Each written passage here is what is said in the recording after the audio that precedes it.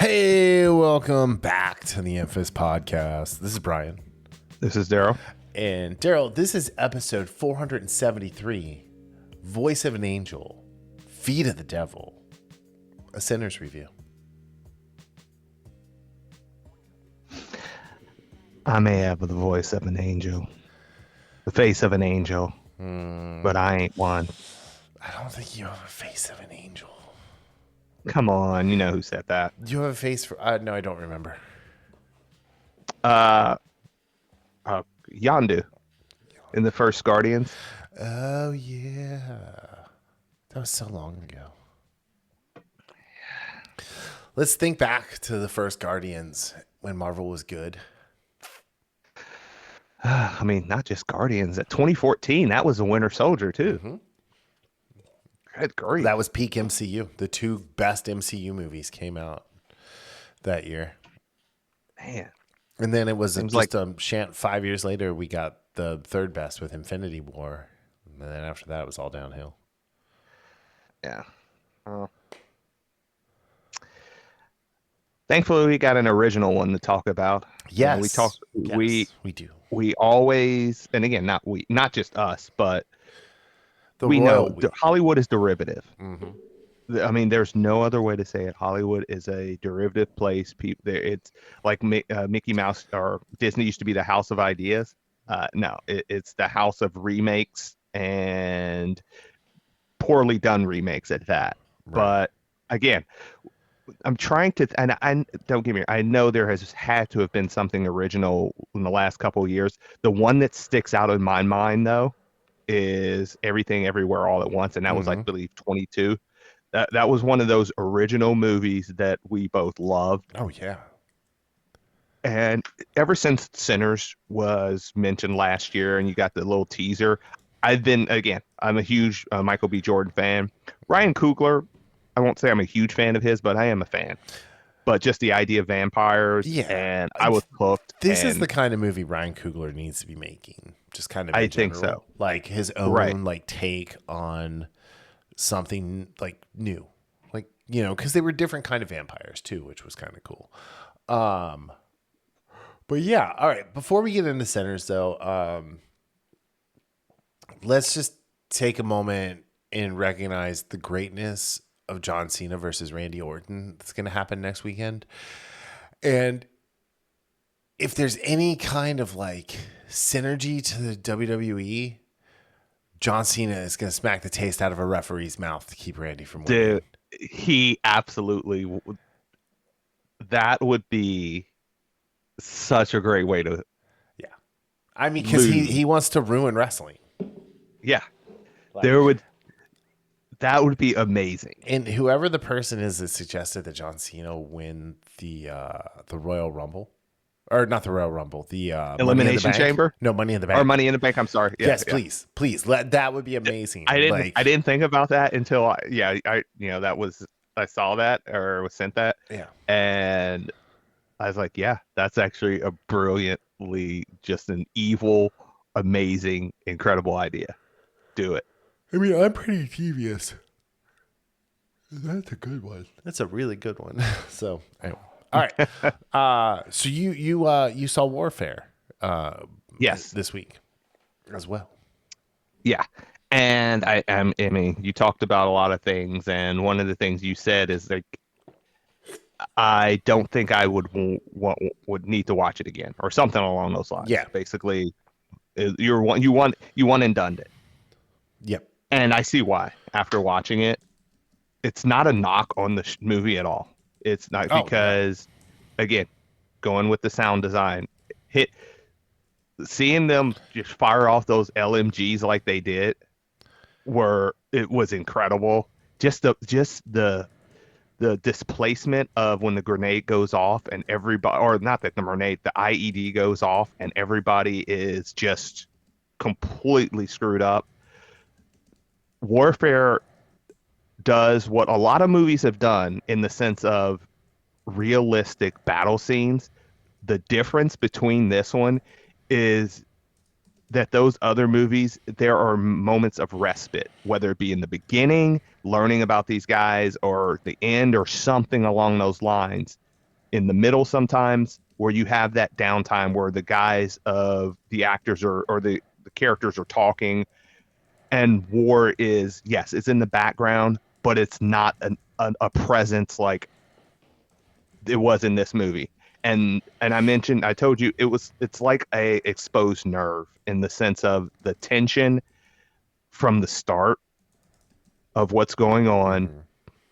to the end. And again, like I believe you mentioned it, this is absolutely based on a true story. Yeah. And it even says it in the beginning, like this movie is from the mouths of the guys that were there and everything It that said they it's from remember. their memories. Like that's Their the memories. cool Yeah, thing is because that's what like it. Yeah, there's a lot of shell shock that was going on there. It was just really interesting. It was such a good movie. yeah. But at the same time, I won't say I would never watch it again. It's not that type of movie, but it's not one of those movies like for me, like a Black Hawk Down Mm-hmm. or a Saving Private Ryan, Lone Survivor. Those movies where I can absolutely watch those Right. again, Right. like out of the blue. Like this, I would have to be in a certain frame of mind to watch this movie, watch Warfare again. I'll agree with But that. I would still recommend it to people. And if you can, and I know it's coming, because it's a smaller movie, I don't know how much longer it's going to be in theaters, but if there is any way you can see that in a theater, That's what I unless you said. just have a Yeah. Yeah. kick-ass surround sound, uh, it's to watch it in a theater. It's amazing. Mm-hmm. Like sound design is Oh yeah. perfect for that type of movie. It's like I was thinking about like what could I compare it to? Like Passion of the Christ, right? I've only ever seen it That's once. actually, I'll never watch it again. I'm glad I saw it in the theater. you know how many people I know that love those type of movies, and I actually meant to watch it for Easter, and I didn't get around to it because I haven't seen it in probably since 2007. Like since it came out I watched it, I saw it in theaters, and then I saw it Mm-hmm. again on DVD, Blu-ray, but I haven't watched it since then. I mean, I own That it.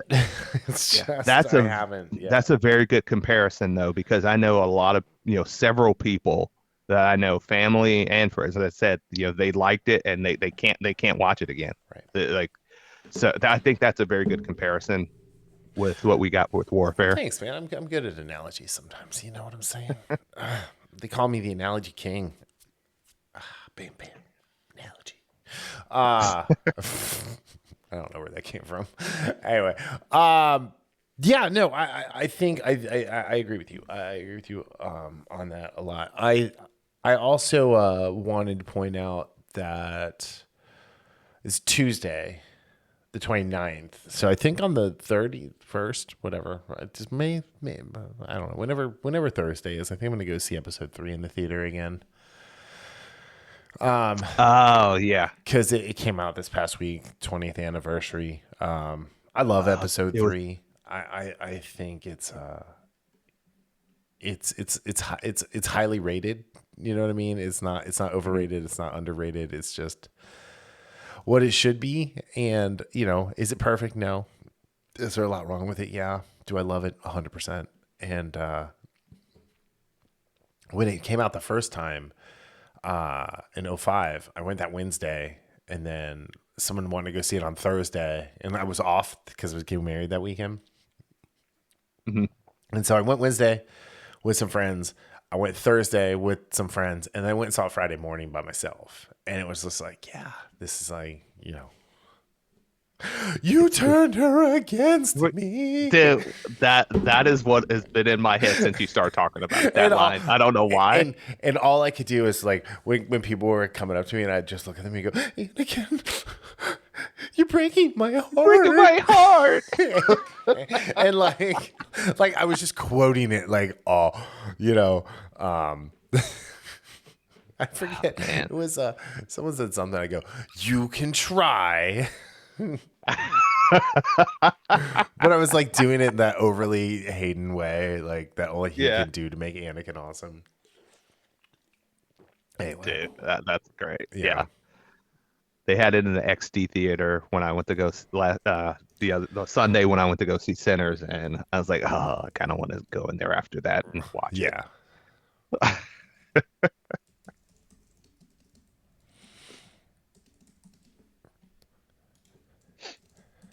Um, yeah, it's episode 3. I mean, it was the last real Star Wars movie. Yeah. Yep. It was. And that's coming from two people that really, really liked Rogue One. It's still like, Oh yeah, I mean, it's it's still a different. Disney movie. It's different. Yeah. Like, there was no Rogue One is just the Dirty Dozen Star Oh, it Wars absolutely is. version. That's what it is.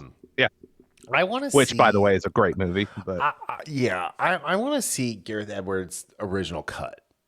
I want to see the original ending of that movie more than anything. I rebel. It's a With the rebellion. I rebel. I rebel. Yeah, Yeah, and then like, the TIE fighter scene. yeah, right. It's just okay. Like, where was that? That was cool. Why did you change that? Why did you show that to me and then not give it to me? Yeah. So, yeah. I'd also kind of like to see the Lord and Miller version of Solo. That's another one that know? I mean, again, I enjoyed Solo for what it was. It was not good, don't get me wrong. Solo's But dumb fun, yeah, but it's right. not Star Wars. It's not good. It's Star Wars adjacent, I guess you could call it. Yeah. Star Wars light. Yes. But yeah, other than that, lots of stuff. Anyway, all right, you want to talk about Sinners? Yeah. Yeah, I was just about to say, it's not light. Oh God, it is not a light movie at all. Yeah. And not just because it's an all black cast. Anyway, that reminds me of Posse. You ever see Posse? Yes. Stephen Baldwin was like, "Who turned out all the lights?" Dude, what happened to Stephen Baldwin? I don't know. He was in this great being, a relative term, movie with Tom Berenger and Dennis Rodman called Cutaway. Never saw that. It was about remember Drop Zone, the Wesley Snipes skydiving movie? Yes. It was like that. It came out the same year. It just wasn't as good. But they were like, what were they? They were like bank robbers or something. Like it's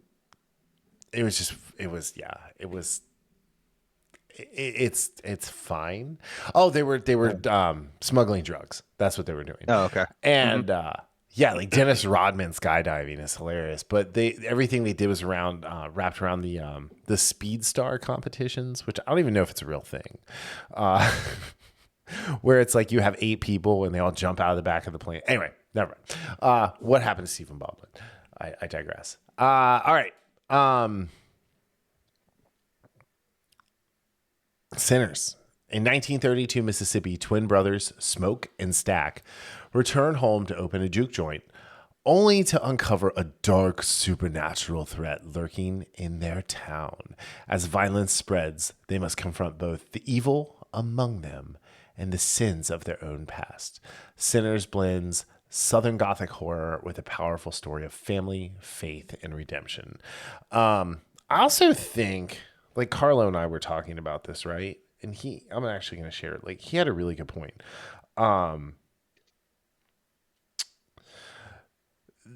It's not so much about like family, faith, and redemption. It's really about organization and indifference. Like, what can you be indifferent towards and let happen and let pass? Like when the movie opens and the twins are buying the mill, and they're just indifferent towards the Klansman. Yeah. Who pretends to be indifferent towards them, but he's really organized about what he wants to do to them, and so on and so forth. But yeah, I thought that was a really good point from Carlo. I don't necessarily like see it the same way, but he kind of breaks it down to like you've got the military, the mob, the church, segregationists, the Klan, the vampires, and the thing that like breaks the barriers down between each group is the music. Right. So I think having instead of redemption, because there is family and faith, but that's more with Sam and Yeah. his father being the Oh yeah. pastor. I can understand that, but missing the thing that ties like you just said, everything together is music. Yeah. And man, that music was awesome. Ooh, gosh. So it was Ludwig Göransson. How do you say his last name? The guy who does the music for The Mandalorian. He did the music for this. Oh, really? Yeah, Ludwig Göransson. Yeah, so he did the score, and he set the atmosphere 100%. What else? Let's see. Where is he? Oh, Miles Canton as Sammy was amazing. Sammy is my favorite character. Yes. Followed Yeah. closely by Haley Steinfeld. Um, but yeah, it's pretty cool. Yeah. So I was just looking him up, and yeah, he's absolutely his voice Oh gosh, yeah, and is incredible. It's one of those that would break down the barriers and or the veil as you know, you have the voiceover talking about some music, some people that can bring music, create music so pure that it breaks down the barriers, and that's actually a nice, yeah, and that's not just for this movie, hmm but how oftentimes in throughout history where music it can bring people together that don't speak the same language, don't have the same beliefs, they prejudiced against someone's color, but they hear the music and makes them for at least a little bit of time forget right, about the things that divide them. And I like that kind of through line about how there are certain things that are can be all encompassing no matter what sides of the tracks you come from. hmm Even and again, like I said, even if it's only for but a little while, it can remind us how we're all connected, hmm even if we're as far apart as we are sometimes. right, right. You're right, absolutely. Um, yeah, it was. I don't know. I just like from the minute that we saw the twins. I'm using air quotes here, twins, because Michael B. Jordan played both Elijah Smoke Moore and Elias Stack Moore. Um, like I was hooked. Like I'm a huge Michael B. Jordan fan. Have been for a long time, long before Creed. Um, Since Fruitvale Station, right? Didn't you yeah, I like mean, him? I loved like Fruitvale Station. It's another like great movie that these two teamed up on. I mean, they're unstoppable for the most part. When they do everything. No, it's from The Wire. I've liked Michael B. Jordan Oh, since The oh, Wire. okay, So yeah, okay.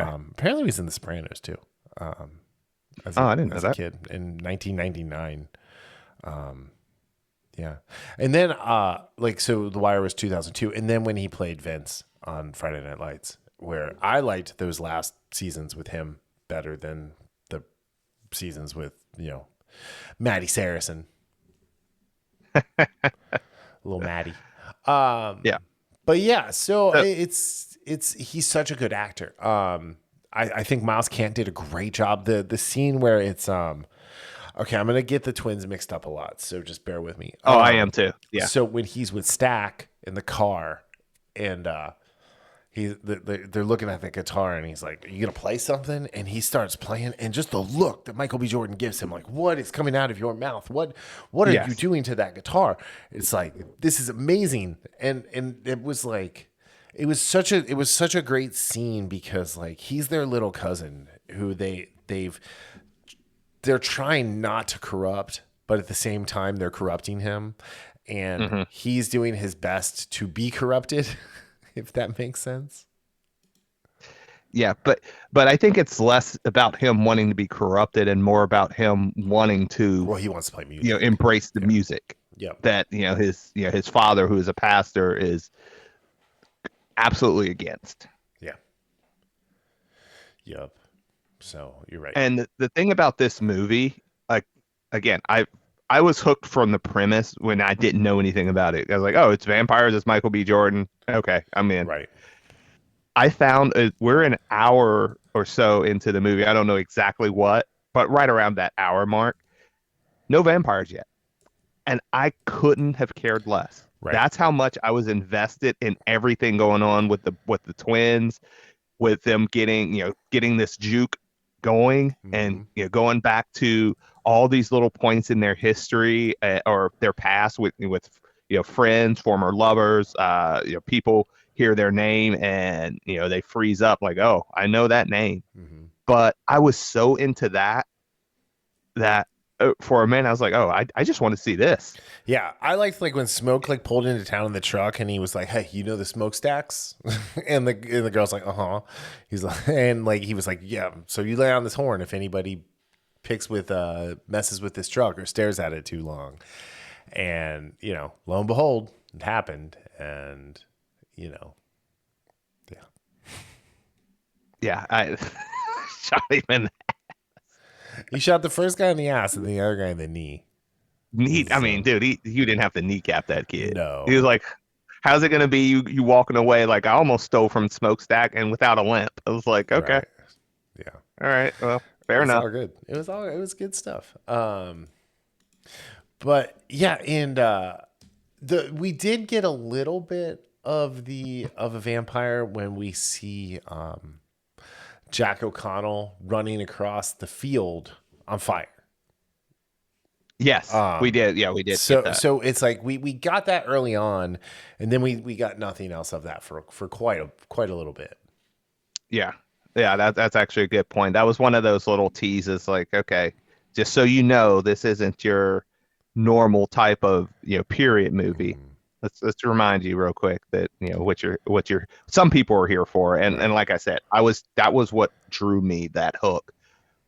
But everything else around it was so well done that I mean, as I gave it a certain rating, and I down my like I pulled it down from what I thought, and then I talked to a couple people about it. People obviously that hadn't seen it, at work, and I just couldn't help but think, man, I actually undersold this movie just a little bit. Not like it wasn't like a whole point or something like that, but right now, and I know you said it, off air. This is my favorite movie that I've seen thus far in 2025. Oh yeah, it's my favorite movie of 2025, hands down. Like no doubt about it. Yeah, this is one of those movies that I could watch again, like right now. Like that's how much it's that type of movie where everything is so well done. Such depth of characters. Mhm. They Coogler does such a brilliant job in seconds explaining people's relationships. Like, Yes, you're right. And the other thing he does is he ties characters together with the one shot yes, following camera. Like when he goes to see Bo and he's talking to Lisa, the daughter, and he's like, they go bring him to your mom, and you follow Lisa in smoke over to go to Grace. And then Grace like walks back over to Bo, and like it's such a cool, like it was such a I very really cool scene. yes, And again, I'm gonna analogy guy tonight. It's like when WWE was doing that for a little bit, where they would follow the wrestler from the back or from through from the the from the ring to the back, and then it would swap to the wrestler walking back to the ring for the yes, next match. That was cool. I don't right. know why they stopped doing that. I mean, I do know because it's hard to do and it's hard to do it great like they were doing it. But like there were a bunch of really cool like one shots like that. But that was the most like noticeable one. Yeah, I thought I thought everything about this movie worked. Yeah. It's and again, you have that you have the establishment of the character, establishment of the Smokestack twins, and how they related to the people in that town, and you see where Sammy's coming from, where what he wants Sammy now saying Sammy, I'm thinking Supernatural, Yeah. where Sammy's coming from, and where he wants to go, and you have the past with Smoke's estranged wife, and then Stack's ex-girlfriend, with so you have all these little pieces, and then you have people like Delta Slim. Yeah. You have When did they shoot this, by the way? Because Delroy Lindo has been dead for like a decade. Like it feels like, you they know. shot it in April to July of 2024. Okay, so it's like I just like it was like really jarring to see him in a good way because I like Gone in 60 Seconds, his best role. But like seeing Oh, him by the way, again, Delroy Lindo is still alive. is he still alive? I thought he died. Yeah, Who he died? was born. He was. You know, who am I talking I about? think I know who you're talking about, but yeah, I didn't Anyway, realize he was well, born in the UK. okay. Random. Yeah, So random. I'm so happy he's alive. Oh, yeah. his middle name is George. Interesting. Anyway,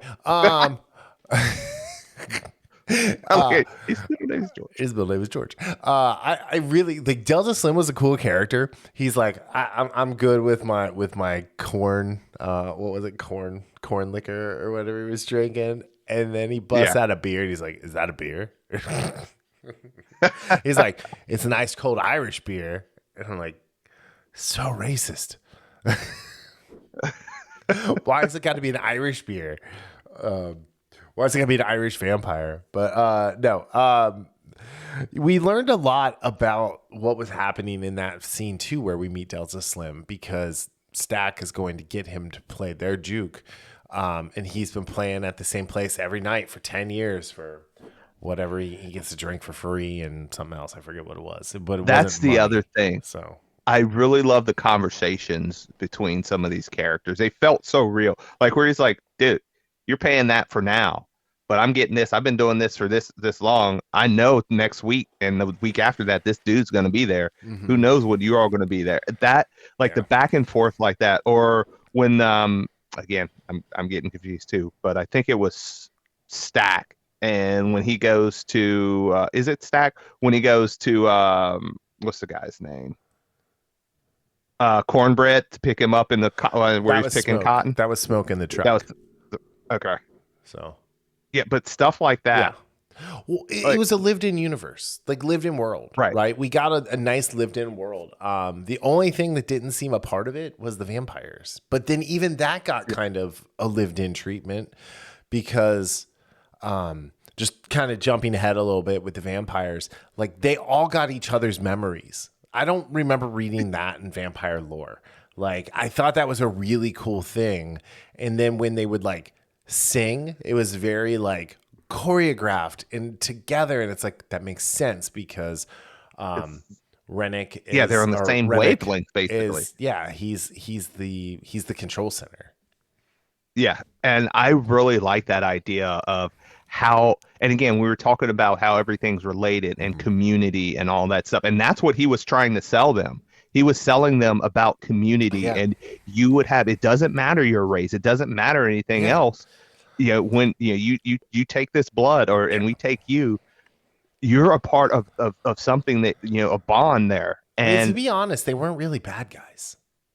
no, They were antagonists, but they were. Yeah, but he was just trying to build a family. He wanted a family. yeah, like again, kind of right a sick or way wrong going about it, but yeah, you know. a little bit sick, but that's a great point that they, again, so many times you have, especially when, I mean, vampires are usually just about the blood and all that stuff, but Remick had that other level where it's like, okay, he's doing it wrong, but I see where I can see where he's coming from. And being on the road for hundreds of years, because he that's something along these lines. He said how long he's been around. I don't think he ever said the actual No, he didn't. length, but there was something, the way he mentioned something where it's like, okay, this guy's been around hundreds of years, and being and looking for, and in that time, I guarantee you, he's lost a lot of his family. Yeah. So trying to bring others together, yeah, it's a little selfish, but at the same time, he's not being wrong when he's talking about you got these guys that are trying to kill you. They're going to come back trying to kill, or I don't think he said that, but it's talking about the racism and all that stuff and all that type of hate. And it's like, look at us, like all these people that are around. what and the fact that we have each other's memories and all that stuff. Yeah, because I thought that was You had Joan and Bert, who Bert was the nephew of the Hogswood, the local KKK leader. yeah, Um, yeah, they were the it's, ones that said it. yeah, and they were like, yeah, we were gonna kill you, but now we just want to sing a song. We just want you to hear our song. Yeah, We have to talk about Haley Steinfeld. Um, she definitely gets the heat check award for this movie because she's not in it a whole lot, but when she's in it, she's awesome. And she's the whole reason I watched this because of the meme going around about the Bills quarterback room where Josh Allen is trying, like, you know, it's not really Josh Allen, it's people playing Josh Allen, trying to convince them that she didn't sleep with Michael B. Jordan yeah. in real And then life. they have the little like the dialogue, Yeah. like you put your tongue. You put your tongue in my coos and you umph me like that. And Yeah, it's like, ma'am, Mary, where did that mouth come from? What are you doing later?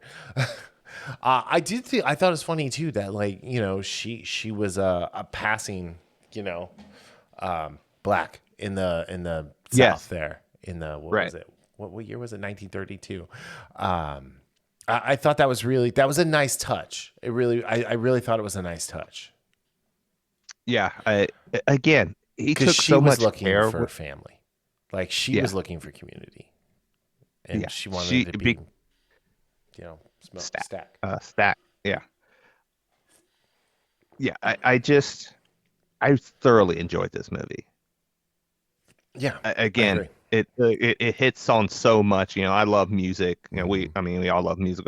I'm a huge fan of blues. I'm a fan of blues, Yeah, and Miles Canton. Caton Yeah, or Catton. yeah. Oh, that dude's voice. Oh gosh, yeah. Oh Like boy. he needs to put out an Oh album. Like, boy. ooh boy, he's about to make a name for himself. Yeah. Um, and then Buddy Guy played the older version of him. And if you are familiar with the blues, you should definitely know who Buddy Guy is. Um, that was pretty cool to see later on in the movie. Then I'm not going to Yeah. spoil that scene. Um, but yeah, I just, you know, I think looking at this movie as a whole, right? Like I told you, I kind of compared it to From Dusk Till Dawn. There's a beginning, a middle, and Hmm. the end. And Yeah. the beginning could be its own movie. The middle could be its own movie. The end, a whole different, a whole different movie. Yeah. But it worked so much better together than Tarantino did it with From Dusk Till Dawn because Yeah. Dusk Till Dawn had a bunch of really clunky like crossovers into the next part of the story. Where this one, like the first part of the story was getting everything set up. The second part of the story was dancing at the juke. And the third part of the story was dying at the juke. Yeah. You know? Oh, and Yeah. again, I will say this. I really wish I would have only seen the teaser trailer Like me? because yeah, because the original or the trailer comes out and it spoils a couple things where it's like, why did you do this? Why did you do this?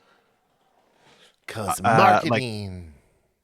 certain characters' fates where if that would have happened, and yeah, Mhm. when the scene happened, I'm like, okay, I know this. I would have known what it was going Yeah. to happen, but still, it's different than knowing Yeah. than versus assuming or kind of guessing that that's going to happen. Like knowing somebody's going to get turned or somebody's going to Mhm. die or what have you. Yeah. It's so frustrating. Or it was one of those things where it was wholly unnecessary. Yeah. If you're gonna do trailers, do it like the 28 Years Later's trailer, where I still don't know what's going on with that movie. There's somebody on a, you know, loudspeaker saying a bunch of random numbers out of order. Yeah, pretty much. I will say I do get excited whenever I see Omar Miller show up in a movie. He was on Ballers. Yes. He plays Charles. He was like whatever the retiring line or the retired lineman. Yeah. But he I love when he shows up on things. he's such a good actor, and he's very like I don't know. It's like he's very earnest, but not in a bad way. So Yeah. But yeah, I can't I can't talk about this movie enough. It's just mhm. that much. And again, as the way this is how I was talking about it today, and that's why from what I told you this morning, why I upped my ratings a little bit, just a little Yeah. bit. So okay, real quick, out of 10 demon calling guitars, what did you rate this? I rated it an 8.01 out of 10. Wow. It's something that this is an absolutely this is going to for me be a Blu-ray purchase Oh, when it comes out. if I were still buying Blu-rays, yes. Yeah, I give it an 8.1. I thoroughly enjoyed this. I thought it was a breath of fresh air. You know, it was like like Black Panther was done so clumsily. And I don't think it was because of Coogler I don't necessarily. think it was I Coogler. think Yeah. it was like it was the beginning of the woke oppression at Disney. Um, and they were like, "This is the most diverse film ever." Yet it was about an All African black ethno people. state. Um, and like this, it's an all black cast for the most part. There's two, three Yeah. white people in it, and then two Chinese people, three Chinese people if you count Lisa, which you should. I mean, she's just a little girl, but I mean, yeah, and at no point are you sitting there watching this like, man, there's a lot of black people in this movie. It's like, oh, they're in the South. They're on a plantation. They're, these guys, They're they're literally picking free. cotton. Yeah. Miles picked his quota before like the rest of the family was even awake. Yeah. And then you had what was it? You had cornbread. Like, I'm not at my quota yet. And it's like it's like most of the day's already gone. Yeah. That made me laugh. It's like it's funny what a little bit of motivation can do. You know, Yes. comes to that. But all all in tremendous performances. Like we have to talk about Jack O'Connell. Remick in the Irish jig that he sings, when they do the dance and he does his Michael Flatley Lord of the Dance Irish step dancing there, and it's like, yes, yes, that is Yeah. awesome. And I do think it's funny because at the beginning when they were talking about like the spirit, the things that can draw spirits, they mentioned the Irish first. I don't know if you caught that or not. I actually didn't catch that. Yeah. And then it's like it was the Irish to this, to that, to the West Africa. And like it's like, okay, that's definitely a Chekhov's demon caller thing there. Yeah. That's gonna come back later on. And it turned out that like Remick was Irish, which, I mean, it's better than portraying us as leprechauns, I guess. Yeah. But and it's so funny because that scene seems at first it seems so out of place, but then you get into it and you're watching everybody is like you said before, they're so together and choreographed. I love one of the characters, just like one of the main characters, like I just that scene, even though it seems a little out of place, it's not. It's perfect for the movie, and I actually want to listen to the words more of what he was, what he was singing. Yeah, I can say that. I'm definitely gonna get the sound go get the soundtrack off of Mhm. what's it called? The thing. iTunes. Apple Music. Yeah, Yeah. the thing. Julie, do the thing. Oh wait, did you watch Cora? I have not watched Cora. Oh, so you don't get that joke. Fine, be that way. Don't get the joke. Yeah, but yeah, I very very good movie, and I mean it's one of those things I don't I purposely did my best not to give away too many of the Yeah. spoilers, but I highly recommend this movie. Like whether you're a fan of the vampire or just a fan of good movies, because even if you're not a fan of the vampire, the first aspects of the movie are strong enough to draw you in, and you could power your way through the vampire Oh yeah. parts. And remember, there's a button that you press with your tongue like you're licking an ice cream cone. Just that amount of pressure. And we'll leave that at that. But oh, Oh, it's on. so Yeah, it's good. on Amazon Music. So Sweet. let me put this Oh, in yeah. here. I'm gonna look it up now while you're looking it up now too, so I don't feel left out. Anyway, Yeah. all right. Anything else you want to add? No, go see this movie. And like, oh, by the way, it's doing pretty well, pretty damn good in box office. It's at 100. It was at 123 as of yesterday, or of as Monday, yesterday. Let me see here. Let's look. Right now, it's sitting at 168.7 as of the last time it was updated on Wikipedia, which there was, it doesn't say when it was last updated. Anyway, but yeah, so 168 minutes. So I mean, it's a $90 million budget. You know, it's they're gonna make their money. So, you know, if there's a second one, you know, the end definitely had there's 2 end credit scenes, and you should definitely stay for both of them. Yes. So, and in the one end credit scene, if it is going like the way, like for a sequel, maybe I'd be down. Yeah, I would too. So that would be pretty cool. Pretty cool. So, all right. Well, on that note, is there anything else you got to add or want to add or we should add? No, other than go see it. Yeah, Check it definitely out. go see this Again, movie. we It's talk so again, good. this is the thing. We talk about, how Hollywood has, is just completely like barren of creativity.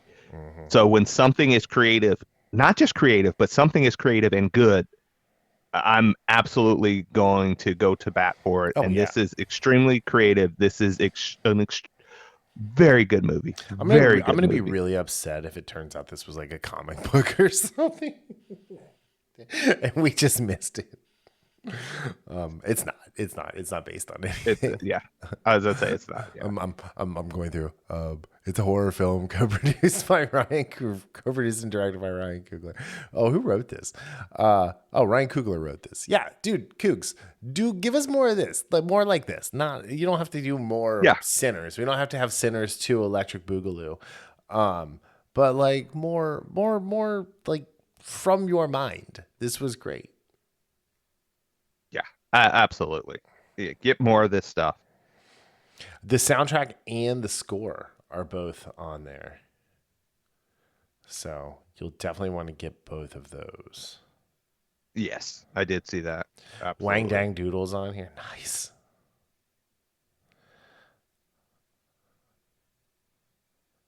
Yeah. So yeah, that's all I have to say. Yeah. Go see Sinners. Yeah, support a good movie that is very original. Mm-hmm. Yes, sir. Very, very original. The way it should be. But yeah, it's yeah, gosh, just go see it. Just once you're done listening Yes. here, like just go buy a ticket for tomorrow or the day after or this weekend, whenever you can get to the theater. Go see this one in the theater. Absolutely. Cool. All right. On that note, this is a quick one this week, 44 minutes. We were just super excited. We didn't want to talk about anything else. Yeah, I mean that was the highlight of the weekend. Yeah. We had the NFL draft, but I mean, the NFL draft was pretty amazing. I'm not gonna lie. I love the draft. It is. It's not my obsession. Do you remember how I used to be obsessed with the draft? And I'd walk around with that notebook and I'd like do my own draft, like mock drafts and stuff. Anyway, hey, I got 3 drafts, number 1 round completely right 3 years in a row. So, I mean, but that's when I used to watch college football and all that fun stuff. All right. Cool. Any last words? Nope. So, Remember, there's a button. I'll talk to you later. Bye. We're out.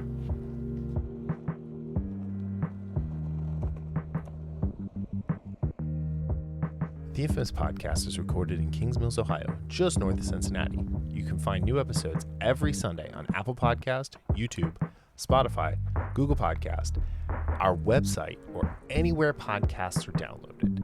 This show is hosted by Darryl Jasper and me, Brian Tudor. To find more information about the show, visit us at infamouspodcast.com and follow us on Facebook and Instagram at Infamous Podcast to keep up with the show. We also have a Patreon page, patreon.com/infamouspodcast. We have some great rewards for our patrons and are looking for help to grow the show to bring you more of the content you want to hear. Music for this podcast is provided by Michael Henry from meetmichaelhenry.com. So, whenever you're listening to us, have a great day, night, evening, weekend, whenever it is, and we'll see you next time. Thanks for listening.